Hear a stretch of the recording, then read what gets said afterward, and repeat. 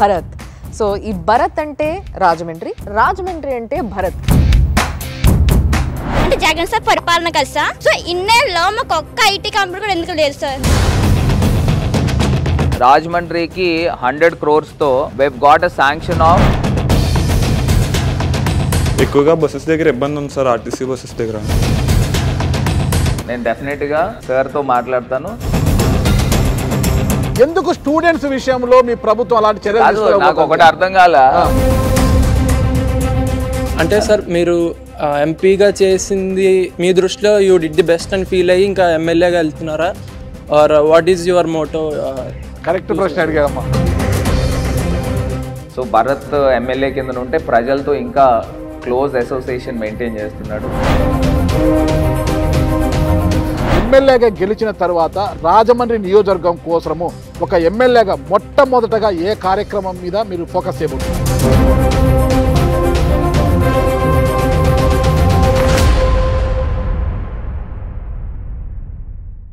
Suman TV ప్రేక్షకులకి నమస్తే.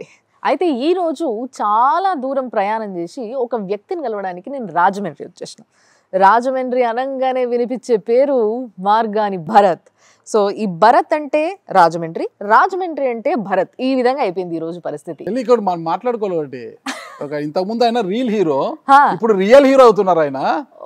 ఆ రియల్ హీరో ఎలా అయ్యారు, ఏమి చేసి అయ్యారు అనేది కూడా మన ఇద్దరం ఈ ఇంటర్వ్యూ ద్వారా మనం ఆయన ప్రశ్నించాలి, విషయాలు తెలుసుకోవాలన్నమాట. అండ్ డెఫినెట్లీ అన్న, ముందుగా ఇక్కడ చాలా మంది స్టూడెంట్స్ ఉన్నారు అండ్ వీళ్ళందరూ కూడా ఇప్పుడిప్పుడే ఓటు హక్కు తెచ్చుకొని ప్రశ్నించడానికి వచ్చారు. అంటే హక్కు వచ్చింది మాకు ప్రశ్నించేది, కాబట్టి మేము అందరం ప్రశ్నిస్తామని ఇక్కడ చాలా మంది స్టూడెంట్స్ చూసి చాలా గట్స్ ఉన్న పిల్లలాగే కనిపిస్తున్నారు. స్టార్ట్ చేస్తామా, స్టూడెంట్స్ స్టార్ట్ చేద్దామా? భరత్ గారితోనే స్టార్ట్ చేద్దాం. భరత్ గారితోనే. ఓకే, అయితే నువ్వే స్టార్ట్ చేయి, నేను అనుకుంటున్నా. సో సార్, ముందుగా మీకు నమస్తే. నమస్తే అండి. మీకు సుమన్ టీవీ ప్రేక్షకులకి నమస్కారం. యాక్చువల్గా నేను అన్న డిస్కస్ చేసుకున్నప్పుడు మా ఇద్దరికి ఒక డౌట్ వచ్చింది. ఈయన ఎంపీయా ఎమ్మెల్యేనా, ఈయన ఎంపీగా మనం ఇంటర్వ్యూ చేద్దామా, ఒక ఎమ్మెల్యేగా ఇంటర్వ్యూ చేద్దామా అనే ఒక డౌట్ వచ్చింది మా ఇద్దరు. 2 రోజుల నుంచి ఆ ప్రశ్న నాకు ఉత్పన్నం అవుతుంది, నా మనసులో ఉత్పన్నం అవుతున్నది, ఏ విధంగా ఇంటర్వ్యూ చేయాలని. ఎస్, మీరే చెప్పండి సార్ దానికి ఆన్సర్. నేను ఇప్పుడు నా ఐడెంటిటీ నాకు వచ్చింది ఎంపీగానే. సో మీరు ఎంపీగానే చేయండి, ఇంటర్వ్యూ ఎంపీగానే చేయండి అన్న. మనం అనుకున్నట్టుగానే ఒప్పుకున్నారన్న. ఓకే, ఆయన ఒప్పుకున్నారు. సరే, ఎంపీగానే అనుకుంటాం. మీరు ఒక ఎంపీగా ఉన్నప్పుడు మీరు ఒక ఎమ్మెల్యే లాగా భావించుకొని రాజమండ్రి నియోజకవర్గం పైన ఎక్కువగా దృష్టి కేంద్రీకరించి, రాజమండ్రి అంటే ఒక హెరిటేజ్ సిటీని అప్లిఫ్ట్ చేశారు, చాలా అందంగా తీర్చిదిద్దారు. యువత కోసము ఆరోగ్యపరమైన విషయాల్లో కావచ్చు, అంటే వైద్య రంగం కావచ్చు, విద్యారంగం కావచ్చు, డిగ్రీలు పూర్తి చేసుకొని బీటెక్లు పూర్తి చేసుకొని పట్టాలు చేత పట్టుకొని ఉద్యోగ అన్వేషణలో ఉన్న వారికి కోసము మీరు ఏం చేశారు అంటే ఏం చెప్తారు మీరు? అసలు మనకందరికీ తెలుసు, 3 years కరోనాతో పోయింది. ఓకే. సో మన దగ్గర ఉన్నది ఓన్లీ 2 years టైం. ఓకే. ఈ 2 years టైంలో మనము రాజమండ్రి సిటీకి నేను ఏం చేయగలుగుతాను, what best I could do. So ఇందులో ప్రధానంగా ముఖ్యమంత్రి గారిని రిక్వెస్ట్ చేసి రాజమండ్రి సిటీకి web got medical college, government medical college. ఇది కాకుండా నేను గవర్నమెంట్ ఆఫ్ ఇండియా నుంచి నేను తీసుకొచ్చింది ఈఎస్ఐ హాస్పిటల్. అంటే 50,000 శ్రామికులు ఉన్నారు, ఆ శ్రామికులకి ఒక ఈఎస్ఐ హాస్పిటల్ లేదు. అంటే ఇదివరకు ఎప్పుడో ఉండేది, డైలాప్డేటెడ్లో ఉండేది. సో అది 100 crores-తో తీసుకుని వచ్చాం. ఇది కాకుండా కొన్ని 100 మంది చనిపోయారు మోరంపూడి ఫ్లైఓవర్. ఎంతో మంది రాజకీయ నాయకులు, ఎమ్మెల్యేలు, ఎంపీలు వీళ్ళందరూ కొడతానే ఉన్నారు కొబ్బరికాయలు కొడతానే ఉన్నారు. కానీ అది కొబ్బరికాయ కొట్టారులేండి, చాలా మంది కొట్టారు ఆయన ముందరు. సో కొట్టారు కానీ అది ముందరకు వెళ్ళలే. సో దాంట్లో ఒక చిన్న టెక్నికల్ ఇష్యూ ఉంది. ఆ టెక్నికల్ ఇష్యూ గురించి అది ఆగిపోయింది. ఆగిపోయినప్పుడు మీరు ఏదైతే మోరంపూడి ఫ్లైఓవర్ అంటున్నారో, ఈ ఫ్లైఓవర్ విషయంలో మీరన్న మాట ఇది రైట్ అన్న. సో మీరన్న మాట ఏంటి అని అంటే, ఈ ఫ్లైఓవర్ కంప్లీట్ అవ్వకపోతే నేను అసలు ఓట్లు అడగడానికి రాను అని. మరి ఎలక్షన్స్ వచ్చేసినాయి, మీ హయాంలో అది కంప్లీట్ అవ్వలేదు. ఎందుకు కాలేదండి, ఆల్మోస్ట్ కంప్లీషన్ దగ్గరలో ఉంది. ఇప్పుడు ఇవాళ 16 నెలల్లో 1.5 kilometer ఫ్లైఓవర్ కట్టడం అని అంటే ఇట్స్ ఛాలెంజింగ్. సో నేను కూడా టార్గెట్ పెట్టుకున్నా, March 10th కల్లా before I go for elections, before voters cast for me. అయితే ఇక్కడ ఇంకొక ప్రశ్న అడగాలని ఉంది నాకు. అంటే మీరు 16 నెలలు పడుతుంది అని చాలా టెక్నికల్గా ఆలోచించి చెప్తున్నారో, లాజికల్గా ఆలోచించి చెప్తున్నారో నాకు తెలియదు. కానీ ఒక్క ఎంత సార్ 1.5 కిలోమీటరా? 1.5 కిలోమీటర్. 1.5 కిలోమీటర్ పొడవైన ఫ్లైఓవర్ కట్టడానికి అంత టైం పడుతుందని తెలిసిన మీరు 5 ఫ్లైఓవర్లు శాంక్షన్ చేస్తే అందులో లేదు నాకు 30 కిలోమీటర్లు ఒకే ఫ్లైఓవర్ కావాలంటే అది కూడా అప్ అండ్ డౌన్స్ నాకు వద్దు, 5 ఫ్లైఓవర్లు కలిపి ఒకే వంతెనగా కావాలి. హైదరాబాద్ లో ఉంది పివి నరసింహారావు ఫ్లైఓవర్, అలాంటి ఫ్లైఓవర్ నాకు కావాలనేది ప్రతిపాదన పెట్టారు. అన్న పివి నరసింహారావు ఏదైతే ఫ్లైఓవర్ ఉందో అది 11.5 కిలోమీటర్సే. ఓకే, అది కట్టడానికి చాలా సంవత్సరాలు పట్టింది మాకు. 30 కిలోమీటర్ల ఫ్లైఓవర్ కట్టడం అంటే మీకు ఈ 1.5 కిలోమీటర్ ఫ్లైఓవర్ నేను ఎప్పుడు చెప్పలేదండి. 5 ఫ్లైఓవర్లు కలిపి ఒకే ఫ్లైఓవర్ గా రావాలనేది అది ప్రతిపాదన. సో రకరకాల ఆలోచనలు ఉంటాయి. సో ఇప్పుడు విజయవాడలో కట్టారు పెద్ద flyover, single flyover stretch. So అట్లాంటిది రాజమండ్రికి ఎందుకు తీసుకురాకూడదు అనేది నా ఆలోచన. మీ ప్రతిపాదన వల్లే కదా నితిన్ గడ్కరీ గారు పక్కన పెట్టేసి లాస్ట్ మూమెంట్ లో మళ్ళీ పోయి మోరంపూడన్నా శాంక్షన్ చేయండి అని తెచ్చుకున్నందుకే కాదు, మీది రాంగ్, మీకు ఐడియా పూర్తిగా లేకుండే. ఓకే, సో నేను చెప్పేది ఏంటంటే నేను చెప్తాను. అసలు ఈ ఫ్లైఓవర్ మురళీమోహన్ గారు తీసుకుని వచ్చారు, ఎందుకు క్యాన్సిల్ అయిందో చెప్తాను. ఓకే, ఫస్ట్ ఏంటంటే దివాన్ చెరువు దగ్గర నుంచి కవ్వూరు నుంచి విజయవాడ వెళ్ళడానికి బైపాస్ వచ్చింది. ఇదివరకు రాజమండ్రి మీదుగా లాలా చెరువు, మోరంపూడి, అక్కడ నుంచి రావులపాలెం మీదుగా విజయవాడ వెళ్ళేవారు ట్రాఫిక్ అంతా కూడా. సో ఇప్పుడు బైపాస్ వచ్చేసింది. సో ఇక్కడ ట్రాఫిక్ ఏముండదు, సిటీ ట్రాఫిక్ ఉంటుందని సో దాన్ని క్యాన్సిల్ చేశారు. సో గవర్నమెంట్ ఆఫ్ ఇండియా 1 లక్ష రూపాయలు కూడా వేస్ట్ చేయరు. ఇంకా స్టేట్ గవర్నమెంట్స్ ముందు వెనక చూసి ఏదో అటు ఇటు చేస్తారు కానీ సో గవర్నమెంట్ ఆఫ్ ఇండియా చేయరు. సో ఆ ఫ్లైఓవర్కి ఎందుకు మనం అనవసరంగా డబ్బులు పెట్టాలి అని క్యాన్సిల్ చేశారు. క్యాన్సిల్ చేస్తే నా ఎదురుగుండానే, మీరు నమ్మరమ్మా, నా ఎదురుగుండానే నేను ట్రాఫిక్ సిగ్నల్ దగ్గర ఉంటే ఒక లారీ వచ్చి ఒక పిల్లోడిని కొడితే అంత ఎత్తు ఎగిరి చనిపోయాడు. సో నాకు అనిపించింది అసలు నేను ఎంపీ కింద ఉండి ఫ్లైఓవర్ తెచ్చుకోకపోతే అసలు why is this post for me? నేను వెళ్ళి ఇట్లానే పార్లమెంట్లో నుంచుని ఎదురుగుండా నితిన్ గడ్కరీ ఉన్నారు, ఆయన మినిస్టర్ ఉంటే నేను చెప్పాను, I don't want this post sir unless and until you give me this Morampudi flyover. So అదేంటంటే బ్లాక్ స్పాట్స్ నుంచి ఎలిమినేట్ చేశారు. So why? సో మీరు ఇస్తారా ఎవరా, లేకపోతే నేను ఐఎమ్ గోయింగ్ టు రిజైన్ అని నేను డైరెక్ట్ గానే చెప్పాను. I don't want this post sir అని చెప్పాను. మరి ఇప్పుడు ఏం చేయబోతున్నారు? ఇంతగా ఫ్లైఓవర్ ఎప్పుడు కంప్లీట్ అవుతుంది? మార్చ్ 10th కల్లా అయిపోతుంది. ఎంపీ అనేది మార్గాన్ భరత్ గారికి ఒక అలంకరణ లాంటిది, ఒక హోదా కదా, దాన్ని రిజైన్ చేయడానికి సిద్ధపడ్డారంటే మేము నమ్మాలా? నేను అన్నాను I don't want this post sir అని అన్నా. ఇప్పుడు నేను ఒక ఫ్లైఓవర్ తీసుకురాలేదు అనుకోండి, నేను అంత బోల్డ్ డెసిషన్ ఎందుకు తీసుకుంటాను? నా ఆస్తి అమ్మైనా నేను ఫ్లైఓవర్ కడతానని. ఒకవేళ నిజంగానే కానీ నేను శాంక్షన్ చేయించుకోలేదు అనుకోండి, నేను ఇచ్చిన మాట ప్రకారం నిజంగానే అమ్మైనా నేను ఫ్లైఓవర్ కట్టేటోండి. సరే, మీ ఆస్తి పాస్తులు ఎంత, మీరు నిజంగా చెప్పారు లేదా, ఇంత మీకున్న ఆస్తి ఎంత, మీ నాన్నగారి ద్వారా సంక్రమించింది ఎంత, ఎంపీ అయ్యాక మీరు సంపాదించింది ఎంత అనేది ఇంటర్వ్యూలో మళ్ళీ ముందుకు తెలుసుకుంటామండి. ముఖ్యంగా ఒకటే చర్చ, ఇప్పుడు మీరు నాడు నేడు కింద స్కూల్స్ డెవలప్మెంట్ కావచ్చు, ఇంకా విద్య, అన్ని రంగాల గురించి మనం మాట్లాడాలనుకున్నాం కదా. ఒక మాట అన్నారు మీరు ఇక్కడ, నేను మెడికల్ కళాశాల తీసుకొచ్చాను. అది మీరు ప్రత్యేకంగా తెచ్చేది ఏం కాదు, అది ప్రతి చోట కూడా రాష్ట్రంలో జిల్లాకు ఒక మెడికల్ కళాశాల అనేది ఇస్తున్నారు. అందులో భాగంగా రాజమండ్రి జిల్లాకి, తూర్పుగోదావరి జిల్లాకి మీకు ఒక మెడికల్ కళాశాల వచ్చింది. అందులో మీరు సాధించిన గొప్ప ఏంటి అంటే ఏమంటారు? ఒకటండి, ఇప్పుడు అది రాజమండ్రికి ఇవ్వాలని ఏంటి రూల్ ఏమన్నా ఉందా? ఓకే, ఇప్పుడు తూర్పు గోదావరి జిల్లా అంటే erstwhile, okay, not parliament. Already కాకినాడలో మెడికల్ కాలేజ్ ఉంది. అదే ఇప్పుడు ఎన్ని నియోజకవర్గాలు ఉన్నాయండి? 19 నియోజకవర్గాలు.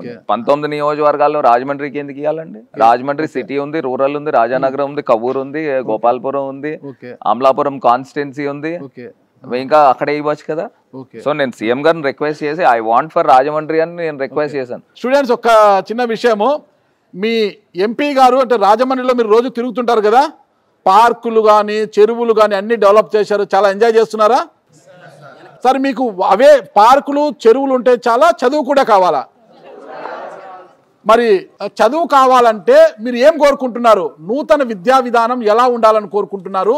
భరత్ గారు ఇంకా ఏం చేస్తే బాగుంటుందని కోరుకుంటున్నారు మీరు? ఎవరైనా చెప్తారా? So my name is Pujitha sir, నేను ఫస్ట్ ఇయర్ బీఎస్సీ స్టూడెంట్ని. సో ఇప్పుడు మనం ఎంత చదువుకున్నా కూడా చదువుతుంది మన బీఎస్సీ అంటే కంప్యూటర్ సాఫ్ట్వేర్. సో మేము ఏం కోరుకుంటాం? మంచి సాఫ్ట్వేర్ ఉద్యోగం. కానీ అసలు ఏపీలో ఒక్క ఐటీ సెక్టర్ కూడా లేదు. మేము ఏమైనా ఐటీ కంపెనీ కావాలంటే బెంగళూరు, కేరళ, చెన్నై ఇలా వెళ్ళాల్సి వస్తుంది. సో ఆ శాలరీ మాకు ఖర్చులు సరిపోవట్లేదు. సో రిమైనింగ్ మాకేం సరిపోద్ది సార్? సో మేము ఎప్పుడు ఐటీ కంపెనీ తీసుకుంటాం. దానికి మీరు ఆన్సర్ చేయండి. What's your name? Pujitha sir. Pujitha you are studying BSc computers Yes, కదా? sir. రాజమండ్రిలో నేను I told you before 3 years కరోనాతో పోయినా 2 yearsలో మనం వర్క్ చేస్తున్నాము. ఈ 2 years స్పాన్లో whether you know it or not, రాజమండ్రికి 100 crores we've got a sanction of software technology park of India. బొమ్మూరులో కలెక్టరేట్కి ఆనుకుని 2 acres స్థలం ఆల్రెడీ ఇచ్చాము.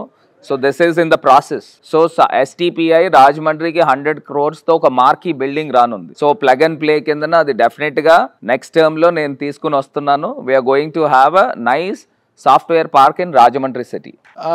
అబ్బాయిల నుంచి ఎవరైనా మాట్లాడతారా? అబ్బాయిల నుంచి మాకు స్టూడెంట్స్కి ఎక్కువగా బస్సెస్ దగ్గర ఇబ్బంది ఉంది సార్. ఆర్టీసీ బస్సెస్ దగ్గర. ఆర్టీసీ బస్సెస్ అంటే ఎక్కడికి వెళ్ళడానికి?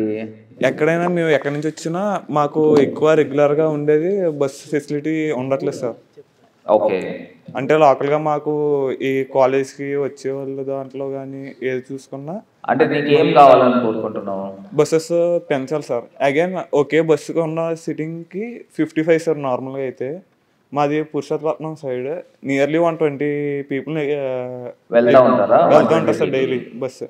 అండ్ అగైన్ నేను ఒక్క రోజు నాకు ఇలాగే ప్రాబ్లం అవుతుందని నేను ఒకసారి బస్సు ఆఫ్ చేస్తాను సార్. ఆఫ్ చేస్తే నా మీద కేసు పెట్టి కేసు పెట్టారు సార్. కొద్దిగా ఇబ్బంది పెట్టారు. ఇంకా ప్రాబ్లం వస్తుంది దానివల్ల. అగైన్ అడిగితే అక్కడ కొద్దిగా అంటే అక్కడ ట్రాఫిక్ ఎక్కువ ఉంటుందా? జనాలు లోపల ఎక్కువ ఉంటున్నారా? బస్సెస్లో ఎక్కువ ఉంటున్నారు సార్. బస్సెస్లో ఎక్కువ ఉంటారు. సో ఇంకొక సర్వీస్ కావాలి అవును సార్ అక్కడికి వెళ్ళేదానికి. నేను డెఫినెట్గా ఈ రోజే మాట్లాడతాను ద్వారకా తిరుమల సార్తో. ఆయన he's an MD for RTC. సార్తో మాట్లాడతాను. అసలు రాజమండ్రి పరిఫరీలో ఎక్కడెక్కడ ఎక్కువ ట్రాఫిక్ ఉందో నేను ఐడెంటిఫై చేసి ఆ ప్రాబ్లం క్లియర్ చేస్తాను. సో హేమంత్, నేను I will take your number. In a span of week days I'm going to resolve your issue. అంటే సార్ మీరు ఎంపీగా చేసింది మీ దృష్టిలో యూ డిడ్ ది బెస్ట్ అని ఫీల్ అయ్యి ఇంకా ఎమ్మెల్యేగా వెళ్తున్నారా? Or what is your motto? Correct ప్రశ్న అడిగామా. కరెక్ట్ ప్రశ్న అడిగామా. లోకేష్, యాక్చువల్గా నాకు ఎంపీ ఎమ్మెల్యే 2 roles ఉన్నాయి. ఎంపీ కింద ఉంటే ఢిల్లీలో ఫోకస్ ఎక్కువ ఉంటుంది, గవర్నమెంట్ ఆఫ్ ఇండియా నుంచి ఫండ్స్ ఎక్కువ తీసుకురావచ్చు. ఎమ్మెల్యే కింద ఉంటే మీ అందరితో ఇట్లా యాక్సెస్ ఉంటుంది. సో ఢిల్లీ యాక్సెస్ ఎక్కడ ఏమాత్రం కూడా తగ్గదు. సో ఎమ్మెల్యే కింద ఉంటే సీఎం గారు he has made a choice. So Bharat MLA కింద ఉంటే ప్రజలతో ఇంకా క్లోజ్ అసోసియేషన్ మెయింటైన్ చేస్తున్నాడు. ఇంట్లో ఒక మనిషి కిందన కలివిడిగా వెళ్తున్నాడు కాబట్టి సో భరత్ని ఎమ్మెల్యే చేస్తే బాగుంటుంది అనేది సీఎం గారు ఆలోచన చేశారు. ఇంకా స్టేట్లో ఇంకా ఎన్నో ప్రోగ్రామ్స్ చేయొచ్చు అనే ఉద్దేశంతో ఎమ్మెల్యే కింద తీసుకుంటున్నారేమో అని నేను అనుకుంటున్నాను. సో నా పరిధిలో నేను చేయగలిగే మాక్సిమం థింగ్స్ చేస్తూ ఉన్నాను. So not only education, not only health, ఇవన్నీ చెప్పి మీరు ఈసారి ఓట్లు అడుగుదాం అనుకుంటున్నారా? 100% అండి.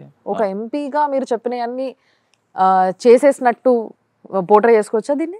ఏ మనిషి అయినా కానీ 100కి 100 మార్కులు వేసుకోలేడు.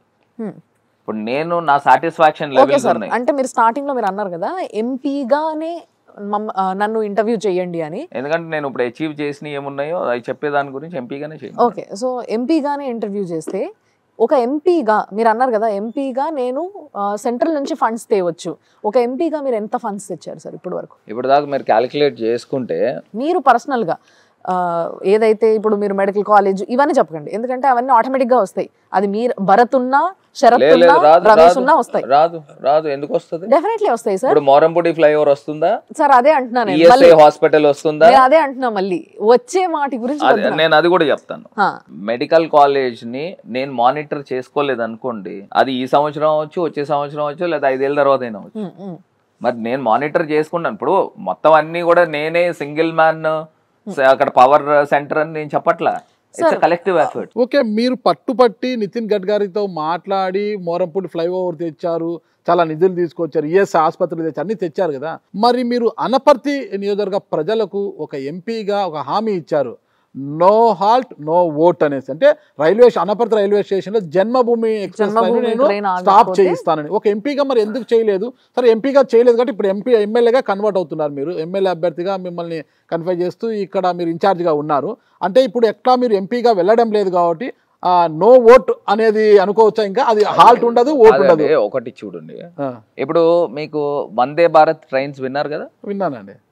వందే భారత్ ట్రైన్స్ ఎంత స్పీడ్ లో వెళ్తుందండి మీకు తెలుసా? నేను ప్రయాణం చేయలేదండి. నాలెడ్జ్ లేదా? జనరల్ నాలెడ్జ్ లేదండి. 120, 130 స్పీడ్ లో వెళ్తున్నాయి. మామూలు జనరల్ ట్రైన్స్ ఒక 90 అట్లా వెళ్తాయి. 100 కూడా వెళ్తాయండి. సరే, యావరేజ్ గా నేను చెప్తున్నా.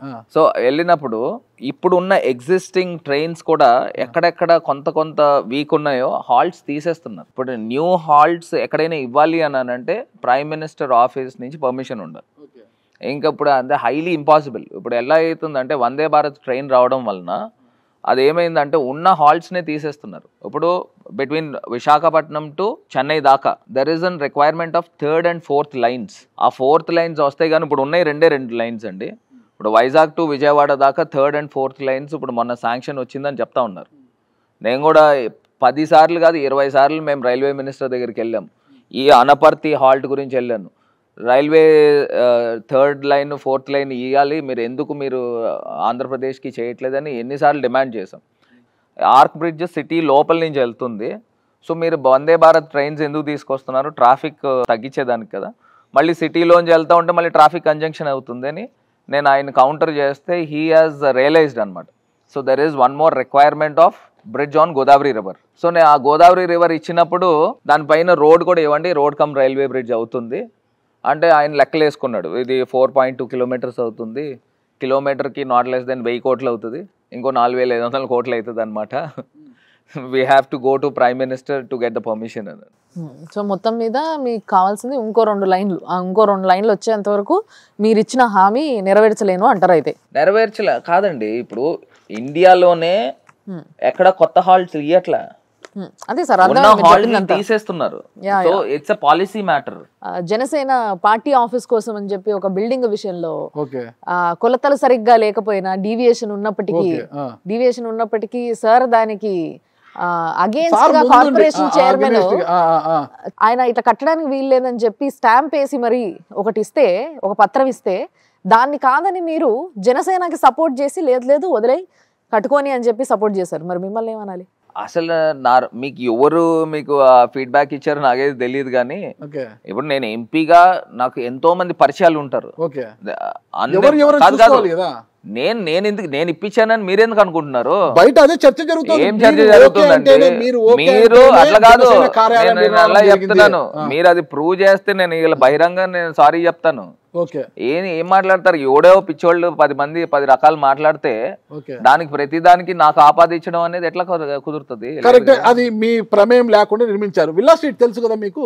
అగ్రికల్చర్ ల్యాండ్ నుంచి కన్వర్షన్ కాకముందే ఆడొక భవంతి నిర్మించారు. దానికి రెవెన్యూ అధికారులు కూడా ఒక బోర్డు వేశారు. ఇది అనధికారంగా నిర్మించారు, ల్యాండ్ కన్వర్షన్ చట్టంకు వ్యతిరేకంగా ఇది చేశారు కదా. మరి ల్యాండ్ కన్వర్షన్ వ్యతిరేకంగా చేసిన ఆ విల్లాలో మీరు ఉగాది పుష్కరాలంట, ప్రైవేట్ కార్యక్రమాలంట నిర్వహించుంటున్నారు కదా.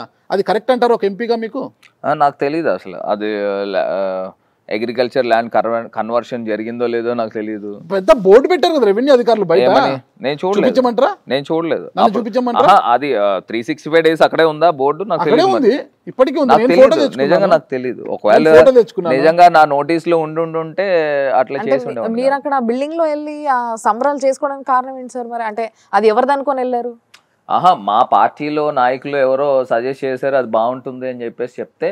అంటే మీ పార్టీలో నాయకులకు చాలా మందికి తెలుసు, అంటే మీకు తెలియకపోవచ్చు, అంటే వాళ్ళందరికీ తెలుసు. అయితే ఏం తెలుసు? ఇప్పుడు సార్ చెప్తున్న బోర్డు బిల్డింగ్ ఉందని తెలుసు, అది బోర్డులు ఎక్కడ ఉన్నాయా లేవా అనేది మాకు తెలియదు. బ్లేడ్ బ్యాచ్ రౌడిజం పోవాలి, మార్గాన్ భరత్ ఎమ్మెల్యేగా రావాలని కూడా ఫ్లెక్సీలు వేసేశారు. చాలా బాగుంది స్లోగన్ అది. ఇంతకీ బ్లేడ్ బ్యాచ్ ఉండేది ఎక్కడ, ఎవరితో? ఇప్పుడు ఒకటండి, నేను పార్టీలు ఏదైనా కానివ్వండి అసలు ఉక్కు పాదంతో తొక్కుతాం. బ్లేడ్ బ్యాచ్ అనే కల్చర్ కానీ ఈ గాంజా బ్యాచ్ కానీ లేకపోతే ఇంకోళ్ళు ఎవరైనా ఉన్నా కూడా ఉక్కు పాదంతో తొక్కుతాము. సో బీట్ ఇప్పుడు నేను ఒక పచ్చబొట్ల కల్చర్ ఉంది, మీకు తెలుసో తెలీదు. ఇట్లాగా ఇలా ఓపెన్ చేస్తే ఆ పిల్లోడికి ఆ పచ్చబొట్టు ఉంటుంది. లాస్ట్ టైం రాజ్ కుమారి గారు ఎస్పీ కింద ఉన్నప్పుడు ఇట్లాగ ఇది రెక్కీ చేస్తే ఈ పచ్చబొట్లు బ్యాచ్ వచ్చారు. జై ఆదిరెడ్డి అని చెప్పి కొట్టుకున్న వాళ్ళు ఉన్నారు. నేను చెప్తున్నా దానికి వాళ్ళకి వెనకాల ఉన్న బ్యాక్గ్రౌండ్ ఏంట్రా అంటే రౌడీ షీటర్లు బ్లేడ్ బ్యాచ్ గా ఓకే ఈ బ్యాచ్ ఇదివరకు మీకు తెలుసో తెలీదో మేము రాజమండ్రిలో పోలీస్ రికార్డ్స్ తీసుకుంటే రీసెంట్ గా 1185 అండ్ ఆడ్ ఇట్లా ఫ్రింజ్ ఎలిమెంట్స్ ఉన్నారు. సో వీళ్ళందరినీ కూడా రౌడీ షీట్స్ తీయించడం కానీ పీడీ యాక్ట్లు పెట్టడం కానీ ఇవాళ సెంట్రల్ జైల్లో not less than 350 to 360 members ఉన్నారు. సో ఇవాళ ప్రజలందరూ కూడా ఎంటర్టైన్మెంట్ స్పాట్స్ కి వస్తున్నారు, ఆడపిల్లలు కానీ ఫ్యామిలీస్ కానీ వస్తున్నారు అని అంటే Rajahmundry city is now peaceful. ఇదివరకు ఆ రకంగా ఉండేది కాదు. ఇప్పుడు నేను అనే వ్యక్తి ఉన్నాను కాబట్టి రాజమండ్రి ఈజ్ పీస్ఫుల్. నేను గర్వంగా చెప్తున్నా. అంతేనా? 100%. ఒక్క నిమిషం, నేను ఒక చిన్న వీడియో మీకు చూపిస్తాను. ఒక్క నిమిషం.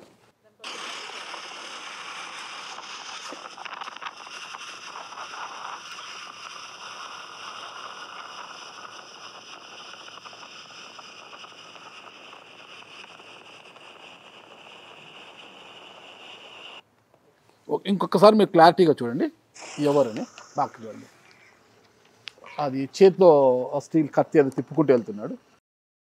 ఏం మరి ఎవరో తెలియట్లేదు. మాకున్న సమాచారం మేరకు మేము ఎంక్వైరీ చేస్తే అతను మీ యువజన విభాగం నా రాజమండ్రి నియోజకవర్గ యువజన విభాగం అధ్యక్షుడు సీతారామకృష్ణ అని నేను వినపడ్డాను.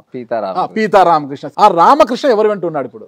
ఇప్పుడు మీరు చూపించేదే కత్తో లేకపోతే కత్తో సుత్తో ఏదో బైక్ లో తిప్పుకుంటూ పోతున్నాడు. ఎందుకు పోతున్నాడు? ఎవరు తీస్తున్నారు? వెనకాతలు అతన్ని చేసి చేస్తా ఉన్నారు. ఓకే, నేను దాని తర్వాత పిలిపించి మాట్లాడినా. ఓకే, నాకు వాళ్ళందరూ లైఫ్ థ్రెటన్ చేశారు, వెనకాల చేస్తున్నారు కాబట్టి నేను నా సెక్యూరిటీలో నేను వెళ్తున్నానని అతను నాకు ఇచ్చిన ఆన్సర్. ఇప్పుడు ఎవరైనా కానివ్వండి జనజీవన స్రవంతిలో కలిస్తే నువ్వు మొత్తం అన్ని ఏదైతే గతంలో చేసిన మిస్టేక్సా లేకపోతే ఇంకోటి ఏదైనా కానీ నువ్వు నీలో మార్పు ఉంటేనే నాతో ఉంటారు. నీలో మార్పు లేకపోతే నేను అసలు నా దగ్గరకు రానియను కూడా. ఇప్పుడు మనుషులు చిన్నప్పుడు ఒకలా ఉంటారు, కాలేజీలో ఉన్నప్పుడు ఒకలా ఉంటారు. వాళ్ళు పరివర్తన చెంది వాళ్ళు మంచిగా తయారైతే ఖచ్చితంగా నేను ఎంకరేజ్ చేస్తాను. నా దగ్గర ఉండి నువ్వు రౌడీజం చేస్తున్నాను అంటే మటుకు నేను యాక్సెప్ట్ చేయను. ఇప్పుడు రామకృష్ణ రౌడీజం చేయట్లేదంటారా? అసలు ఎందుకు చేస్తారండి? చెప్పాను కదా, మీకు ఆన్సర్ ఇచ్చాను కదా.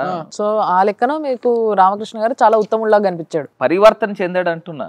అదే సార్, పరివర్తన. ఇప్పుడు మీరు ఆ వీడియో మీరు కత్తి తిప్పాడు నాకు ఆ ముఖం కనబడలేదు కానీ అది మీకులాగే నేను కూడా విన్నాను. వినిన తర్వాత నేను అడిగిన తర్వాత అతను ఇచ్చిన ఎక్స్ప్లెనేషన్ అది జరిగి కూడా నాకు తెలుసు 3-4 ఏళ్ళు అయ్యి ఉంటుంది. నెక్స్ట్ ముచ్చటకు వస్తే సార్, అంటే ఇంత క్లారిటీగా మాట్లాడి ఎలాంటి టాపిక్ నైనా ఎంతసేపు అయినా మాట్లాడగలిగే శక్తి ఉన్న మీకు నాకు ఒక్క విషయం అర్థం కాలేదు. ఏంటో అది కాకినాడ రాజమండ్రి 2 ట్విన్ సిటీస్ ఎలా అవుతాయి అనేది మాత్రం అసలు అర్థం కాలేదు. ఆపరేషన్ దుర్యోధన సినిమా చూసారు మీరు? చూసారు కదా, నన్ను గెలిపిస్తే హైదరాబాద్ సముద్రాన్ని తీసుకొస్తానంటాడు. అలాంటి డైలాగ్ ఇది కూడా. దానికి సార్ క్లారిటీ ఇస్తే వింటాం మన ఇద్దరం కూడా. అనపర్తి రోడ్డు ఎల్లుంటే ఆ 400 crores అయ్యి ఉంటే ఇంకా డిస్టెన్స్ తగ్గిపోయేది, మీకు 4 lane రోడ్ వచ్చి ఉండేది. సో ఇప్పుడు ఈ 5 సంవత్సరాల్లో నిజంగా కరోనా రాకపోయి ఉంటే ఆ అడుగులు పడేదేమో. ఈ 2 cities ని ఎందుకు కలపకూడదండి? ఇప్పుడు సికింద్రాబాద్ హైదరాబాద్ ఎట్లా కలిసినాయి? సికింద్రాబాద్ హైదరాబాద్ తిప్పి కొడితే 11 kilometers 10 kilometers అట్లా ఎందుకు కాదండి? ఎందుకు చేయలేము? ఇప్పుడు నేను అదే చెప్తున్నా ట్విన్ సిటీస్ ఎందుకు కావు? మధ్యలో మీకు తెలుసో తెలీదో got a sanction of outer ring road for Rajahmundry. మీకు అటు రాజానగరం మీకు ఐడియా ఉంటే జిఎస్ఎల్ మెడికల్ కాలేజ్ దగ్గర నుంచి ఆ ప్లాన్ ఏంటంటే ఇట్ టర్న్స్ రాజమండ్రికి కాకినాడకి మధ్యలో అన్నమాట. ఔటర్ రింగ్ రోడ్ అట్లా వచ్చి వేమగిరి దగ్గర ఇప్పుడు నేను ఏదైతే 400 crores రోడ్ చెప్పానో ఆ రోడ్ కనెక్ట్ అవుతుంది. దాని తర్వాత గోదావరి పైన ఇంకొక బ్రిడ్జ్ తీసుకురావాలని నేను ఏదైతే చెప్పానో ఆ బ్రిడ్జ్ మీదకి ఎక్కుతుంది. అప్పుడు కవూర్కి వెళ్తుంది. ఆ కవూర్ దగ్గర నుంచి ఇంకొక బైపాస్ తిప్పితే Gammon India bridge 4th bridge కి తగులుతుంది. ఒక రింగ్ ఫామ్ అవుతుంది. ఇప్పుడు రాజమండ్రి సిటీ నుంచి ఒక 15 kilometers అటుపక్క వెళ్ళింది అనుకోండి కాకినాడ వైపుకి, కాకినాడకి డిస్టెన్స్ తగ్గుతుంది కదా. ఇప్పుడు ఆ ఏరియాలో మధ్యలో ఇంకా ఊర్లు ఉన్నాయి కదా. మీకు సామర్లకోట దగ్గర ఇండస్ట్రియల్ కారిడార్ ఉంది, మీకు ఐడియా ఉంది కదా. ఆ ఇండస్ట్రియల్ కారిడార్ కి 20 kilometers వస్తుంది. ఇప్పుడు నేను ట్విన్ సిటీస్ అంటే ఓవర్ నైట్ అయిపోతుందని నేను చెప్పట్లా. ఓవర్ ఏ పీరియడ్ అవుతుంది. ఇంత మంచి చేస్తున్నా చెడు వినిపిస్తుంటే మీకేమనిపిస్తుంది? ఏముందండి, ఇప్పుడు రాజకీయ నాయకులు రకరకాలు మాట్లాడుకుంటారు, ఓకే, కానీ ప్రజల దగ్గర మన స్థానం ఏది ఉందనేది నాకు తెలుసు, ప్రజలకు తెలుసు. నేను మంచి చేశాను, నిస్వార్థంగా చేశాను. నేను ఇవాళ రాజకీయాల్లో ఆస్తులు అమ్ముకున్నాము, మాది ఎప్పటి నుంచో మేము రాజకీయాల్లో ఏదో ₹1 సంపాదించుకున్న సందర్భాలు లేవు. ప్రతి వర్క్ లో మీకు 15% కమిషన్ వస్తుందంటే సరేలేండి, ఇంకా చెప్పడానికి చంద్రబాబు నాయుడు గారు చెప్పేవాడు ఉంటే చెప్పండి. ఒక రీల్ హీరో ఉన్నాడు ఈ రాజమండ్రిలో, ఈ రీల్ హీరోకి ప్రతి పనిలో 15% కమిషన్ వస్తుందని చంద్రబాబు నాయుడు గారు అంత గట్టిగా చెప్తే కూడా నమ్మకపోతే ఎట్లా అండి? సరే, ఇప్పుడు ఆయన ప్రూవ్ చేయమనండి. ఇప్పటికి స్టార్టింగ్ లో అన్నారు కదా అన్న, ఇప్పుడు ఆస్తి పెట్టైనా సరే నేను ఫ్లైఓవర్ కట్టిస్తా అన్నారు కదా, ఎంత ఆస్తుంది మీకు అని. ఇప్పటికిప్పుడు నేను రాజీనామా చేసి వెళ్ళిపోతాను, ప్రూవ్ చేయమనండి. 15% కాదు, 1% నేను చేయమనండి. ఓకే, మరి పర్సెంటేజ్ గురించి చంద్రబాబు గారు మాట్లాడుతారు. ఫైనల్ గా ఒకటేనండి, మోరంపూడి ఫ్లైఓవర్ ని కూడా నా ఆస్తులు అమ్మైనా నిర్మిస్తానన్నారు. అసలు మీకున్న ఆస్తి ఎంత అండి? ఇన్నొట్టుకు హామీలు ఇస్తున్నారు. చెప్పండి సార్, ఇది ఒకటి చెప్పేస్తే ఓపెన్ డాక్యుమెంట్. నాకు తెలిసి నా పేరు మీద ఉండింది సబ్ రిజిస్టర్ వాల్యూస్ లో చూసుకుంటే ఒక 60 crores ఉంటుందని అనుకుంటున్నాను. మీ శ్రీమతి గారి పేరు మీద? అది నాకు తెలియదు. అలా ఆవిడనే అడగమంటారా? Okay okay okay. ఎక్కడ వివాహం చేసుకున్నారండి? హైదరాబాద్ అండి. హైదరాబాద్ అలా అంటారు చెల్లెమ్మ. హైదరాబాద్ లో వివాహం చేసుకున్నారు కాబట్టి డెఫినెట్లీ మేము కూడా మేడం ని అడుగుతాం కలిసి. అమ్మాయి కూడా హైదరాబాద్ అమ్మాయి, హైదరాబాద్ అమ్మాయి, తెలంగాణ అమ్మాయి. Very nice. అది కూడా కలిపారు. అది కూడా ఏమైందంటే 2013 డిసెంబర్ మ్యారేజ్. ఆ టైంలోనే ఆంధ్ర విభజన జరిగింది, ఆంధ్ర తెలంగాణ విభజన జరిగింది. పెళ్లి చేసుకుని కలిపారు అన్నమాట. అసలు లవ్ మ్యారేజ్ సార్ ఇది? లేదు, arrange. So what ever it is sir, all the best. మీరు ఇంతకాలం ఎంపీగా ఉన్నారు, ఎమ్మెల్యేగా గెలిచిన తర్వాత రాజమండ్రి నియోజకవర్గం కోసము ఒక ఎమ్మెల్యేగా మొట్టమొదటగా ఏ కార్యక్రమం మీద మీరు ఫోకస్ చేయబోతున్నారు? నేను ఇందాక చెప్పినట్టు 24 hours వాటర్ సప్లై ఇస్తామండి. అది కూడా అన్ని నియోజకవర్గాల్లో కాకపోవచ్చు, కేవలం రాజమండ్రిలోనే అవుతుంది, ఎందుకంటే గోదావరి అబేటింగ్ ఉంది. దట్టు అప్ స్ట్రీమ్కి వాటర్ ప్రొక్యూర్ చేస్తాము, అక్కడే వాటర్ వర్క్స్ ప్లాంట్ పెడతాము, అక్కడే ELSRs అంటే వాటర్ హెడ్ ట్యాంక్స్.